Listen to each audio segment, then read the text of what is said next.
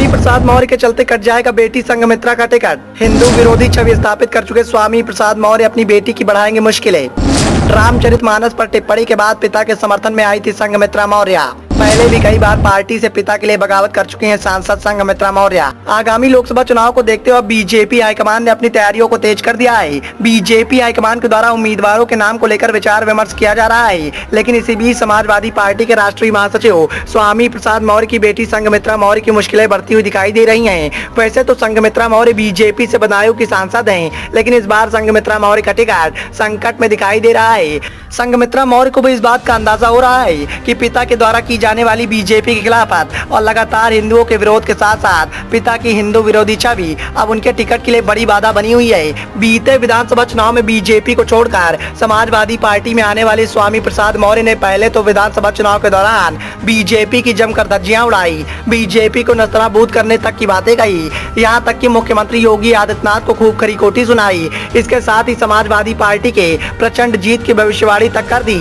लेकिन समाजवादी पार्टी के नेता स्वामी प्रसाद मौर्य की भविष्यवाणी गलत साबित हुई और समाजवादी पार्टी को विधानसभा में शर्मनाक हार का सामना करना पड़ा। लेकिन हार के बावजूद भी स्वामी प्रसाद मौर्य के द्वारा रामचरितमानस को लेकर टिप्पणी की गई। करोड़ों हिंदुओं की भावनाओं के साथ स्वामी प्रसाद मौर्य ने खेल कर दिया।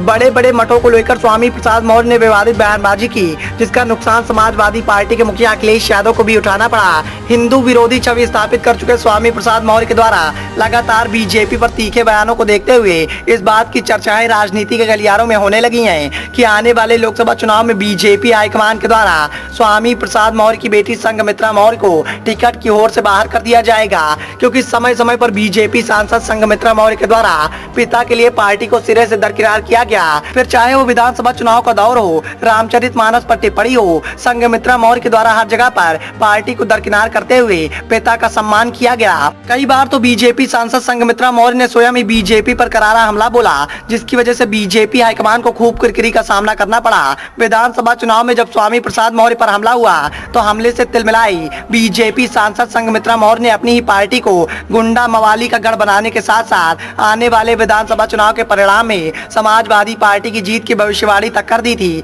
हालांकि स्वामी प्रसाद मौर्य को विधानसभा चुनाव में करारी हार का सामना करना पड़ा, लेकिन स्वामी प्रसाद मौर्य के द्वारा जिस तरह से लगातार बीजेपी को लेकर बयानबाजी की जा रही है, उससे इस बात के कयास लगाए जा रहे हैं कि आगामी लोकसभा चुनाव में बीजेपी के द्वारा स्वामी प्रसाद मौर्य की बेटी संघमित्रा मौर्य को दरकिनार कर दिया जाएगा। वैसे संघमित्रा मौर्य भी आगामी लोकसभा चुनाव को लेकर काफी बेचैन दिखाई दे रही हैं। शायद संघमित्रा मौर्य को भी इस बात का एहसास हो गया है कि पिता की बयानबाजी आने वाले लोकसभा चुनाव में उनकी मायूसी का सबसे बड़ा कारण बन सकती है। हालांकि बीजेपी सांसद संघमित्रा मौर्य के द्वारा आगामी लोकसभा चुनाव को देखते हुए स्वामी प्रसाद मौर्य की बीजेपी में वापसी को लेकर बयानबाजी की गई है। अपने समीकरण बनाने को लेकर बेटी संघमित्रा मौर्य के द्वारा बीजेपी हाईकमान के सामने इस बात का प्रस्ताव रखा जा रहा है कि यदि बीजेपी हाईकमान चाहे तो बेटी संघमित्रा मौर्य के द्वारा पिता स्वामी प्रसाद मौर्य को पार्टी में लाने की पूरी कोशिश की जाएगी। अब देखना ये होगा कि संघमित्रा मौर्य के प्रस्ताव पर बीजेपी हाईकमान का क्या रुख रहने वाला है। Bureau report, the noise of India.